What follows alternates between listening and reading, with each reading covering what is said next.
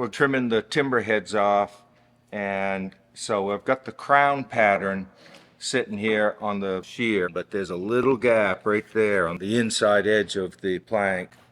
So I'm just going to take my chisel and trim a little bit off the outside edge. Try to make about a 4-inch or so spot there. So I just want to get the top of the planking so it matches the angle of the crown pattern. Yeah, that's good. Take the handsaw and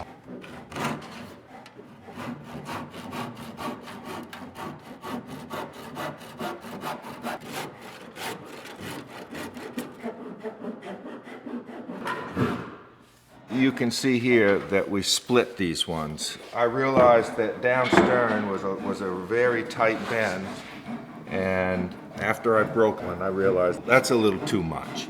So I started splitting the timbers at that point.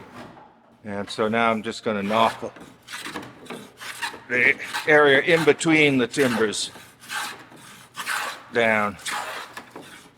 Up forward, there was a little more to take off the plank. It was more obvious when you put the crown across that some, quite a bit needed to come off the plank. I put all these little filler blocks in around the shear here, and these are just something to fasten the guard on. There's a piece of oak behind the cedar. No matter where you put a screw into the guard, there'll be a piece of oak there to catch. And also when we put the covering board on, the deck on, there's also oak to fasten that to as well.